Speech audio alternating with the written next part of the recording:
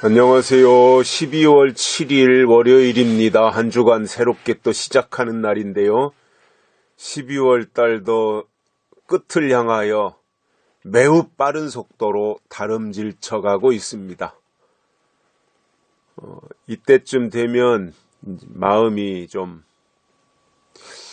조바심이 난다 그럴까요?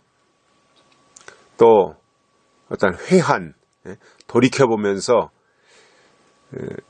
이렇게 연초에 마음 먹었던 것들이 제대로 이루어지지 않아 착잡한 마음도 생기고,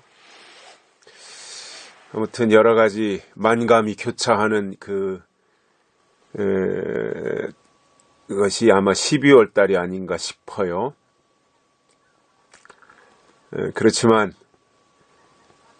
우리에게 주어진 하루하루가 하나님의 기쁨이 되고 또 하나님의 뜻을 한 가지라도 깨닫고 산다면 그것도 의미가 있는 것이다라고 생각을 합니다. 왜냐하면 하나님을 기쁘시게 해드려야 되는 것이 우리의 존재 이유이고 목적이기 때문에 그렇습니다.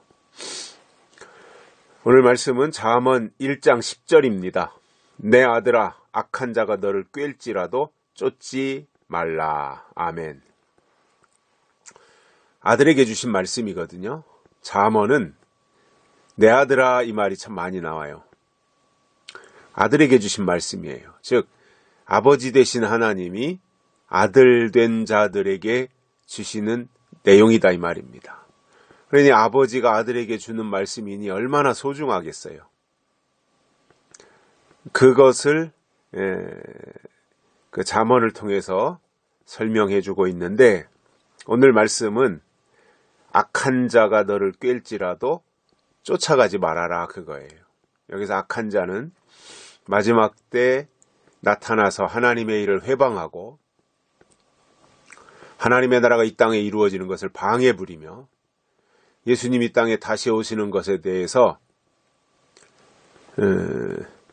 엉뚱한 주장으로 그것을 다 희석시키고 하나님의 나라가 이 땅에 이루어지지 못하도록 역사하는 거짓 선지자와 적그리스도들입니다. 그리고 그 앞제비들입니다.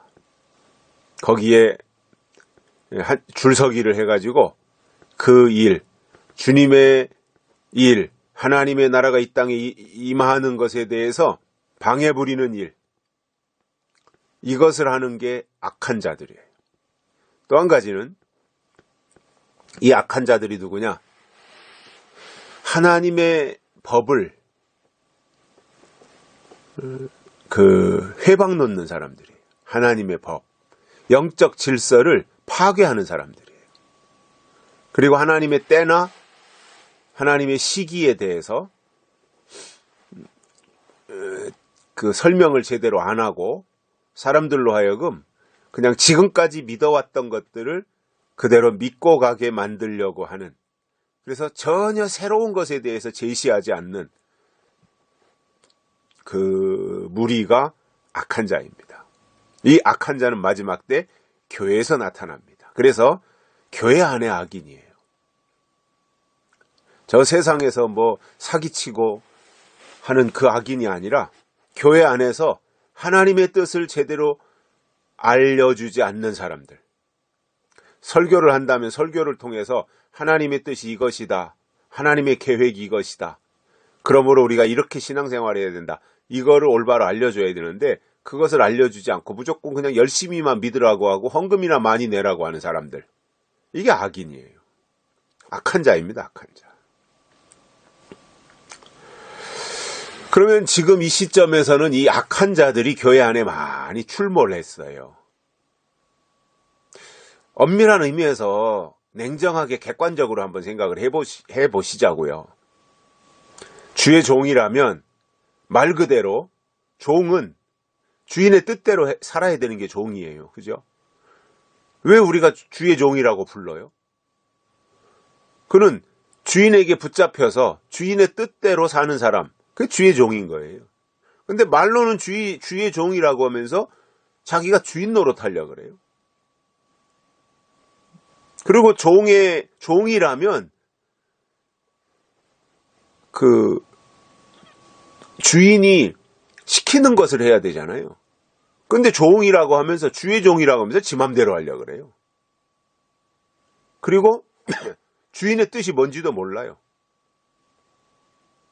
이게 악한 종입니다. 악한 종. 이것이 마지막 때 교회 안에서 나타날 악한 자들이에요. 하나님의 법이 없어요. 하나님의 뜻이 없어요. 하나님의 명령이 그들 속에 없어요. 제가 어제 주일날도 그런 말씀을 드렸는데, 새 사람이 되려면 새 말씀을 받아야 되거든요. 새 언약 또는 새 계명, 새 약속. 하나님이 주신 새로운 때를 따라 주시는 말씀이 있다 그랬으니 그때 주시는 새로운 것들이 있어야 새 사람이 되는데, 맨날 옛날 것만 가지고 붙잡혀 있고 옛날 것만 말하면서 산다면 그건 옛사람이라는 거죠. 옛사람은 새 시대에 들어가지 못합니다. 옛사람은 젖과 꿀이 흐르는 가나안 땅에 천년왕국에 절대 들어가지 못합니다. 새 사람이 새 세계에 들어가는 것입니다. 그래서 우리는 악인의 꾀를 쫓으면 안 됩니다. 우리는 하나님의 뜻을 따라 가야 된다는 거예요. 그래서 오늘 말씀에서 그렇게 말하잖아요. 악한 자가 너를 꿰일지라도. 여기서 꿰일지라도, 이 꿰인다고 하는 것은 뭐예요? 미혹이를 말합니다. 미혹. 미혹자가 나타난다는 거죠. 악한 자가 또 미혹자라는 말이잖아요. 악한 자가. 악한 자가 미혹자예요. 그 마지막 때의 최대의 문제는 미혹이에요. 그 미혹이 뭐냐면 더하거나 빼는 거거든요. 불리한 거인, 자기가 좀 불리한 건 빼고 유리한 건 더하고. 그래서 성경에 있는 내용은 그냥 읽어놓고 자기 하고 싶은 말을 하는 거. 이게 미혹이에요. 예수님이 다시 오시는 것에 대해, 신랑이 오시는 것에 대해서 말하지 않아요. 그러면서 또 명분상 말세라는 말은 해요. 예수님이 신랑으로 오신다는 말은 해요. 그런데 그 신랑이 어떻게 오시는지, 언제 오시는지, 그 신랑의 이름이 뭔지, 신랑이 어떤 모습으로 오는지, 그리고 그 신랑을 맞이하기 위해서 무엇을 어떻게 준비해야 되는지는 한마디도 안 해요. 이게 기만하는 거죠. 신랑이 오신다, 예수님이 오신다 그랬으면은 구체적으로 알려줘야 되잖아요. 오신다고는 하는데 구체적인 건 안 알려줘요. 이게 악한 자예요. 그리고 그게 미혹하는 겁니다. 꿰는 겁니다. 그래서 하나님의 아들은 악한 자, 거짓 선지자들이 나타나가지고 미혹할 때에 쫓아가지 말아라 그겁니다. 따라가지 말라는 거예요. 오히려 거절하고 나오라는 거예요. 거기서 악한 자들의 무리 속에서 나오라는 거예요. 따라갈 이유가 없잖아요. 거기에 예수님이 계시고 하나님이 계시다면 따라가야 되지만, 아니 거기 하나님이 안 계시고 예수님도 없고 성령도 없고 성경에 약속도 없고, 그리고 그냥 오히려 영의 눈으로 보니까 하나님의 법이 없고 하나님의 일을 회방하려고 하는 악한 자들인데, 그리고 그들이 하는 일은 꿰고 미혹하는 건데 뭐로 거길 따라가요? 왜 따라가냐고요, 거기를. 정신 빠지지 않은 다음에는 왜 따라가냐고요.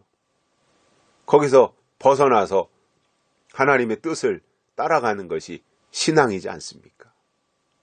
하나님의 아들들은 그렇게 신앙생활을 하는 것입니다. 여기까지 하겠습니다. 감사합니다.